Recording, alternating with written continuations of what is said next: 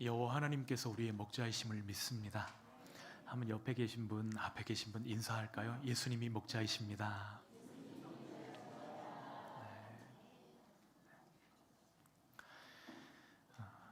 1909년 조선에는 2만 명이 넘는 한센병 환자들이 있었습니다. 갈 곳이 없는 이 환자들을 돌보았던 사람이 있는데요. 평신도 선교사였던 엘리자베스 쉐핑 선교사님입니다. 한국 이름으로 서서평 선교사님이신데요. 여러분 이름 들어보셨죠? 예. 서서평 선교사님은 나 환자들을 위해서 자신의 선교비를 다 사용하였습니다. 고아들 13명을 자신의 양아들로, 양딸로 입양을 해가지고 함께 살았습니다. 선교사님의 장례식이 광주에서 최초로 사회장으로 진행이 되었습니다. 수많은 사람들이 그녀의 마지막 가는 길을 슬퍼하면서 따르는데 운구는 한일장신대의 전신이었던 이일학교 제자들이 맡았고, 그 뒤에 양아들과 딸들이 서고, 그 뒤에는 수많은 거지들이 서고, 그 뒤에는 수많은 나병 환자들이 뒤따랐습니다. 어머니 어머니 하면서 사람들이 울며 따라가는데 그 소리에 장례식은 눈물바다를 이루었다고 합니다. 이 가난한 나라 조선에 와서 22년 동안 서양 여자가 된장국 먹으면서 예쁜 구두 아니고 검정 고무신 신으면서 조선인의 친구가 아니라 조선인으로 살았던 사람, 이 서서평 선교사님의 부고 소식을 듣고 친구들이 막 달려와서 이 유품들을 정리하는데 그 침대 머리맡에 이런 좌우명이 적혀 있었습니다. 성공이 아니라 섬김이다. 한번 같이 한번 읽어볼까요? 성공이 아니라 섬김이다. 한국 초기 선교사님들 언더우드, 아펜젤러, 남자 선교사님들 이름은 우리가 잘 알고 있잖아요. 그러나 남자가 아닌 독신 여성이고 목사가 아닌 평신도이고 의사가 아닌 간호사로 이 땅에 온 서서평 선교사님은 오랜 시간 교회사에서 잊혀져 있었습니다. 그러나 아무도 알아주는 사람 없어도 그 섬김을 지속할 수 있는 힘이 어디서 나오죠? 예수 그리스도의 마음 안에서 나오는 것입니다. 빌립보서 2장 5절 말씀 읽겠습니다. 너희 안에 이 마음을 품으라. 곧 그리스도 예수의 마음이니. 예수님은 서서평 선교사님만 아니라 오늘 우리도 예수님과 같은 마음, 같은 꿈, 같은 방향으로 걷기를 원하십니다. 예수님이 잡히시던 밤에 허리에 수건을 두르시고 식사하던 자리에서 일어나셔서 제자들의 발을 씻기십니다. 당시에는 종들이나 하던 이 행동을 선생님이신 예수님이 행동하실 때에 제자들이 많이 놀랐을 것입니다. 이렇게 하시는 예수님의 기대가 무엇이죠? 요한복음 13장 14절 15절 같이 읽어볼까요? 내가 주와 또는 선생이 되어 너희 발을 씻었으니 너희도 서로 발을 씻어주는 것이 옳으니라. 내가 너희에게 행한 것 같이 너희도 행하게 하려 하여 본을 보였노라. 그러니까 예수님의 꿈은 제자들도 섬김의 사람으로 변화되는 것이었다는 사실을 우리가 발견하게 됩니다. 그러나 제자들은 예수님과 3년 동안 같이 먹고 같이 자고 같이 생활했음에도 불구하고 서로 다른 꿈을 꾸고 있습니다. 같은 상황, 같은 것을 보면서도 서로 달리 생각하는 것을 네 글자로 뭐라고 하죠? 네, 맞습니다. 동상이몽입니다. 하루는 어떤 아주머니가 병원에 찾아와서 의사 선생님에게 자기 아픈 것을 하소연합니다. 선생님, 제가 너무 살이 쪄가지고 너무 힘이 듭니다. 그래서 살 좀 빼고 싶은데 어떻게 하면 살을 뺄 수 있을까요? 의사는 아주머니를 여러모로 진단하고 나서 이렇게 이야기해 줍니다. 아무래도 아주머니 같은 체질의 살을 빼는 것은 식이요법이 제일 좋을 것 같습니다. 그러니 이제부터 제가 일러드리는 대로만 드시면 됩니다. 현미밥 한 그릇을 해서 드시고요, 거기에 야채로 만든 맑은 국물 있잖아요, 그거 한 그릇, 그리고 거기에 과일 하나만 딱 곁들여서 드시면 됩니다. 그러면 아주머니 틀림없이 살 빠지십니다. 뭐 그 정도야 문제 없다는 식으로 아주머니가 이야기를 들으면서 고개를 끄덕끄덕거립니다. 그런데 한 가지 궁금한 게 있는데요, 선생님이 말씀하신 그것을 식 전에 먹어야 되나요? 식 후에 먹어야 되나요?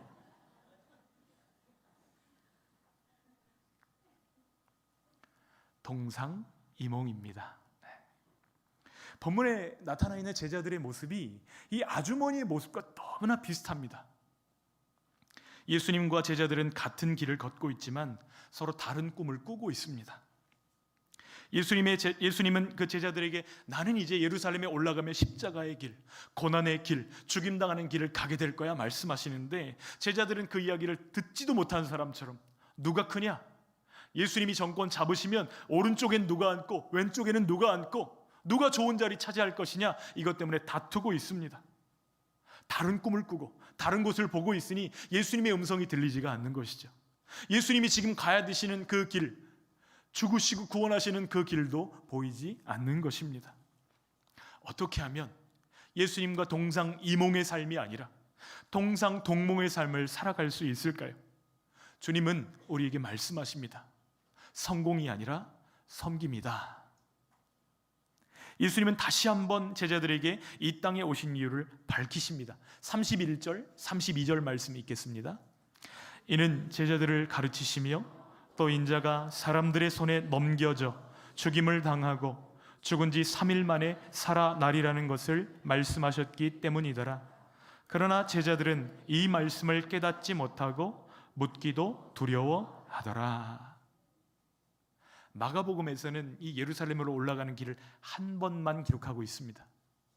그러니까 이제 이 길을 올라가시면 예수님은 십자가의 과업을 이루셔야 되는 것이죠. 사람들의 손에 넘겨지고 매를 맞고 죽임을 당하실 것입니다. 그리고 그것으로 끝나는 것이 아니라 3일 만에 부활하신다, 이것까지 제자들에게 알려주십니다.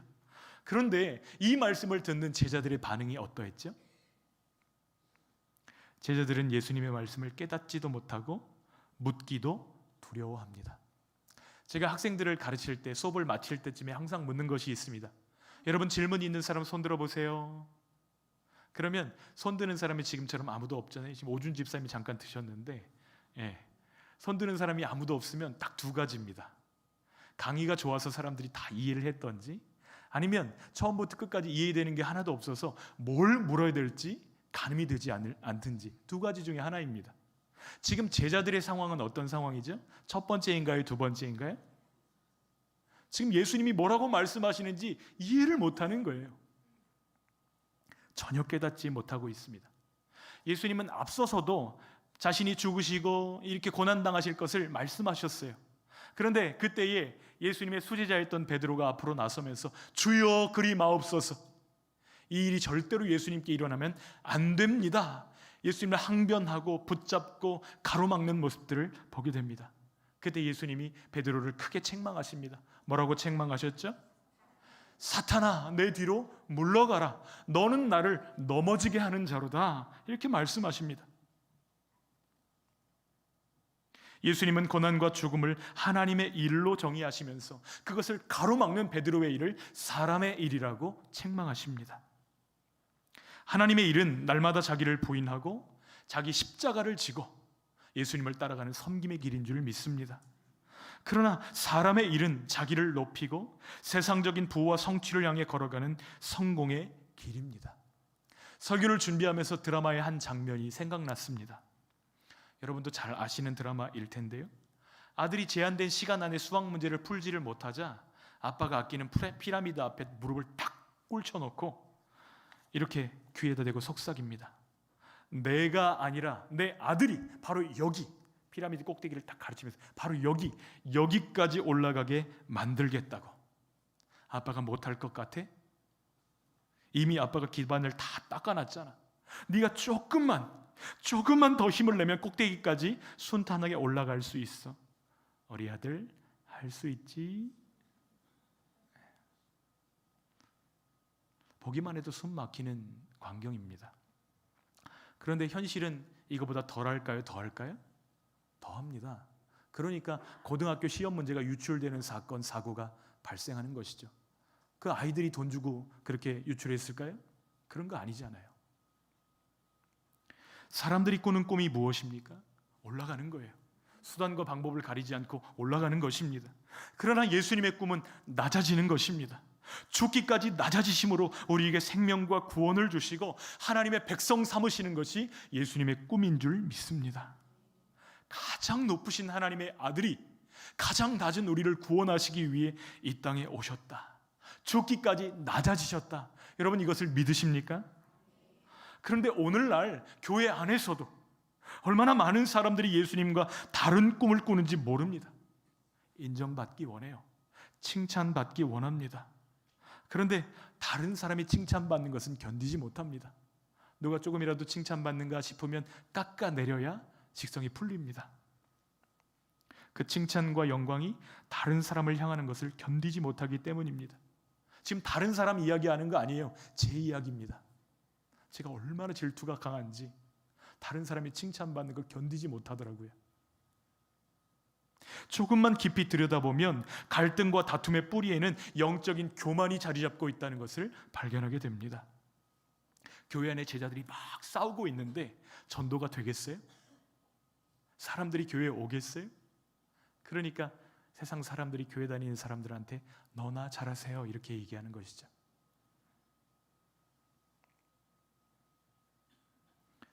전도의 가장 큰 걸림돌이 교회 안에 있습니다. 이것이 불편한 진실입니다. 그 사람과 같은 구역 묶어주시면 저 절대 안 갑니다. 그 사람이랑 한 구역 시켜주시면 저 교회 옮깁니다.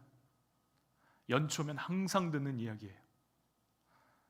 우리 교회는 없다고 말할 수 없습니다. 그러나 주님은 우리가 하나님의 사람들로서 이 문제를 극복하기를 원하십니다. 예수님이 우리에게 주시는 해답, 우리가 정말로 행복하게 살아갈 수 있고 하나님의 나라를 반사할 수 있는 방법은 무엇입니까? 성공이 아니라 섬김이다 말씀하시는 것이에요. 35절 함께 읽겠습니다. 예수께서 앉으사 12 제자를 불러서 이르시되 누구든지 첫째가 되고자 하면 뭇 사람의 끝이 되며 뭇 사람을 섬기는 자가 되어야 하리라 하시고, 예수님이 말씀하십니다. 첫째가 되려고 하면 끝이 되어야 된다. 높아지려 하거든 낮아져야 된다. 이렇게 말씀하십니다. 세상과 다른 방법으로 영적인 교만과 독선을 해결해야 된다고 길을 가르쳐 주시는 거예요. 여러분 한번 생각해 보십시오. 여러분 직장에서 같은 일을 하는데 더 고생하려고 작정하는 사람이 있으면 그 사람 미워할 사람이 있나요?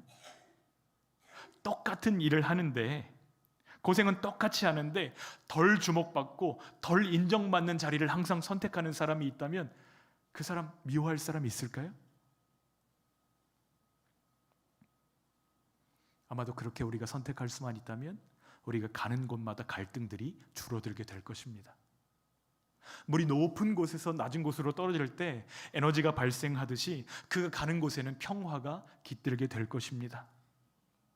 그것이 예수님의 길이요, 예수님을 따라가는 우리 제자들의 길인 줄 믿습니다. 하나님의 나라는 힘이 아니라 섬김으로 확장되는 나라입니다. 세상의 방식은 적은 수고로 더 많이 대접받기를 원하지만 하나님의 방식은 더 많은 책임과 더 많은 헌신을 요구합니다. 왜 그렇죠?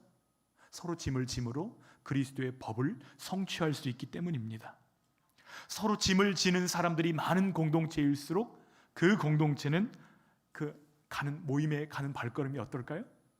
너무너무 행복하고 즐거운 것이죠.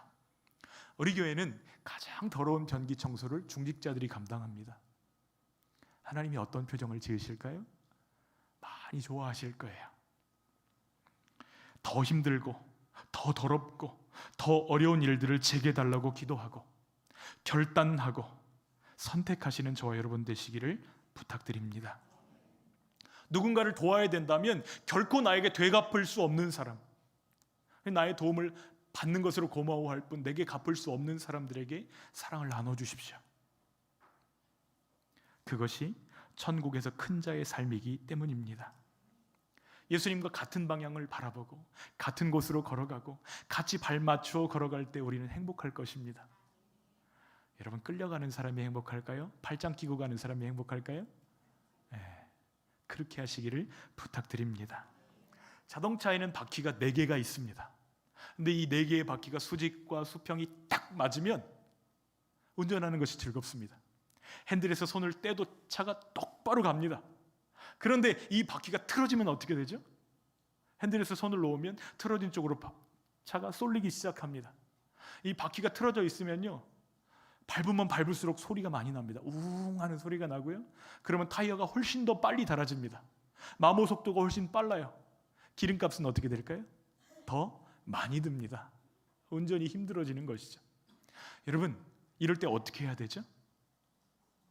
답이 써 있습니다. 휠 얼라인먼트를 받으셔야 됩니다. 여러분, 빨리 정비소에 가셔가지고 휠 얼라인먼트를 받으셔야 돼요.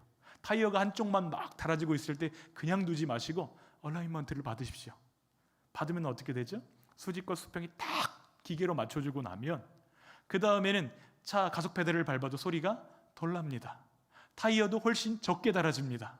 기름값도 훨씬 덜 듭니다. 운전하는 것도 편안해집니다. 여러분, 이 원리 영적으로도 적용할 수 있을까요? 없을까요? 우리가 예수님의 제자로 예수님을 따라가는 이 길에 예수님과 방향을 정렬하고 예수님과 마음을 정렬하고 예수님과 같은 꿈으로 정렬된다고 한다면 여러분, 우리가 예수님을 따라가는 그 길은 행복하고 복된 길이 될 줄 믿습니다. 예수님은 십자가를 바라보시는데 우리도 십자가 바라볼 수 있다면,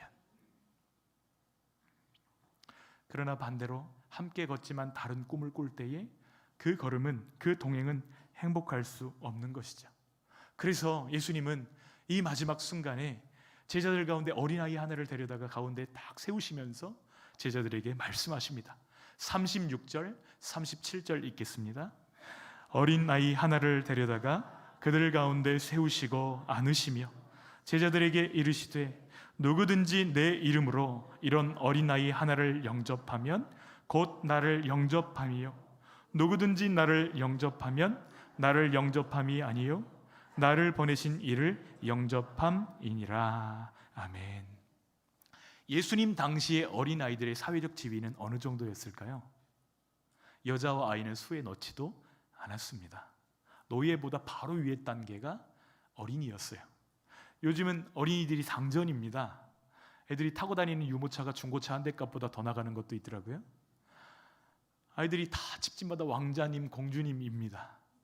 그런데 예수님 당시의 어린 아이들은 부모의 소유물로 여겨졌습니다. 비천한 어린아이. 근데 그 어린아이를 제자들 가운데 세우시고 예수님이 안으시며 어린아이 하나를 영접하는 것이 곧 나를 영접함이고, 나를 영접하는 것은 그것만으로 충분한 게 아니고 아버지를 영접하는 것이다, 이렇게 말씀하십니다. 그런데 누가 어린아이를 영접할 수 있죠? 어린아이보다 더 낮은 위치에 있어야 되잖아요. 종입니다. 이 말씀은 종이 되라고 하시는 거예요. 종이 되지 않으면 어린아이를 영접할 수 없기 때문에 그렇습니다. 사람들은 무엇이라도 내게 도움될 사람, 내게 무슨 보상이든지 보상을 줄 수 있는 사람, 그런 사람들에게 시간과 에너지와 물질을 투자합니다. 사회생활 할 때도 이 인맥이 나에게 도움이 될 것인가? 이 사람과의 나와의 관계를 다른 사람들에 자랑할 만한가? 이것을 생각하면서 줄을 대고 선물을 주고 관심을 보이고 그 관계를 유지하려고 애쓰는 모습들을 보게 됩니다. 그러나 천국의 방식은 그렇지 않아요. 내가 무엇인가 베푼다 할지라도 전혀 갚을 수 없는 그에게 사랑과 섬김을 베푸는 것입니다. 왜 그렇게 선택해야 될까요? 어거스틴은 이렇게 말합니다. 나무는 먼저 아래로 내려간 다음에라야 위로 올라갈 수 있기 때문이다. 여러분, 나무가 자라려면 무엇을 먼저 내려야 되죠? 그렇습니다. 우리가 먼저 아래로 자라야만 주님이 우리를 높여주시는 것입니다. 섬김이 진정한 리더십입니다. 오늘날 기독교를 사람들이 기독이라고 부르지 않습니다. 뭐라고 부르죠? 개독이라고 부릅니다. 그 이유가 무엇이죠? 예수님은 섬김의 왕으로 오셔서 죽기까지 낮아지셨는데 예수님을 사랑하고 따른다고 말하는 그의 제자들이 반대 방향으로 걸어가고 있기 때문입니다. 그러나 종의 마음을 가진 사람들이 가득한 곳이 천국의 대사관인 줄 믿습니다. 사람들을 이용하는 대신에 그들을 섬기십시오. 해야 할 일이 보이거든 누가 하라고 할 때까지 기다리지 마십시오. 충성된 종처럼 먼저 나서서 그 일을 감당하십시오. 우리가 높아지면 그가 낮추실 것이지만 우리가 낮아지면 주님이 높여주실 것입니다. 한 이야기를 드리고 말씀을 좀 마무리하려고 하는데요. 과일 가게를 운영하시는 사장님이 있습니다. 근데 인근 교회의 성도들이 자꾸 찾아와 가지고 이 사장님을 괴롭혀요. 아직 예수님을 안 믿거든요. 예수 믿을 마음이 전혀 없습니다. 그런데 이 앞에 교회 다니는 집사님 하나가 찾아와 가지고 귀찮게 합니다. 자꾸 전도를 하는 거예요.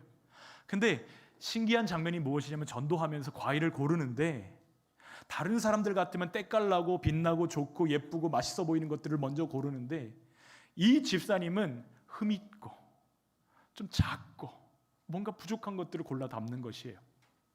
그리고 갑니다. 어느 날은 다른 손님이 찾아와서 과일을 고르는데 그때 그 집사님이 했던 것과 똑같이 흠있고 물러지고 안 좋은 과일들을 집어 담는 거예요. 예수 믿으라는 말 안 했어요. 근데 사장님이 뇌리에 번뜩 스치는 생각이 있어요. 손님, 혹시 저 교회 다니세요? 빙그레 웃으면서 고개를 끄덕거리면서 갑니다. 여러분, 이 사장님은 어떻게 됐을까요? 자기 발로 그 교회에 나갔다는 이야기를 들었습니다. 제자의 길은 성공이 아니라 섬김입니다. 어찌 보면 손해보고 어찌 보면 진짜 바보 되는 길입니다. 그러나 우리가 바보 되는 것이 조금 잃고 많이 얻는 길입니다. 그 길이 우리 예수님이 가신 길이고 그 일이 주님의 기쁨을 충만케 하는 일이라고 말씀하십니다. 그것을 선택하는 것이 쉽다고 말씀드리는 것 아니에요. 어려운 일입니다. 그런데 성공과 섬김의 갈림길을 만날 때 우리가 섬김을 선택할 수 있도록 우리에게 힘과 은혜 주시기를 소원합니다. 그래서 우리를 바라볼 때 주님이 웃으시는 삶, 다른 선교사들은 이름도 알아주고 때깔도 나고 영광도 받는데 잊혀져 버린 한 여자 선교사님의 삶, 그러나 하나님께는 그것이 가장 큰 기쁨인 줄 믿습니다.